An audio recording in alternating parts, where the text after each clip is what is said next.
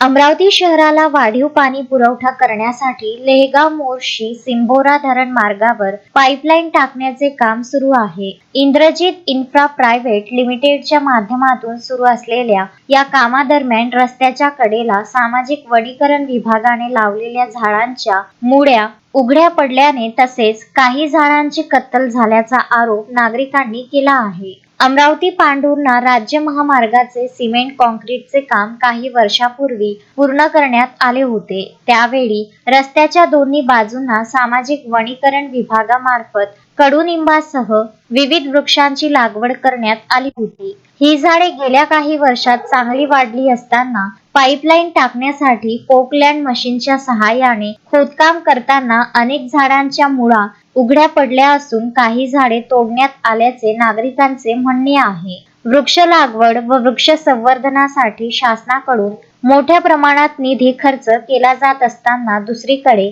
विकास कामांच्या नावाखाली वाढलेली झाडे नष्ट केली जात असल्याने नागरिकांमध्ये नाराजी व्यक्त होत आहे. रस्त्याच्या दुतर्फा असलेली हिरवाई नष्ट झाल्यास हा मार्ग भकास होण्याची भीतीही व्यक्त केली जात आहे. पाईपलाईनचे काम पूर्ण करण्यासाठी खोदकाम केल्यानंतर मातीने चर बुजविण्यात येत असल्याने झाडांच्या मुळांना झालेल्या नुकसानीची माहिती सहजपणे समोर येणार नाही असा आरोपही नागरिकांनी केला आहे. संबंधित झाडे तोडण्यासाठी आवश्यक परवानगी घेण्यात आली होती का याची चौकशी करण्याची मागणी होत आहे. दरम्यान संबंधित विभागाने या प्रकाराची तातडीने दखल घेऊन प्रत्यक्ष पाहणी करावी. झाडांचे नुकसान करणाऱ्या कंत्राटदाराला नियमांचे उल्लंघन केल्यास काम थांबविण्याचे आदेश द्यावेत आणि दोषींवर कायदेशीर कारवाई करावी अशी मागणी नागरिकांकडून करण्यात येत आहे.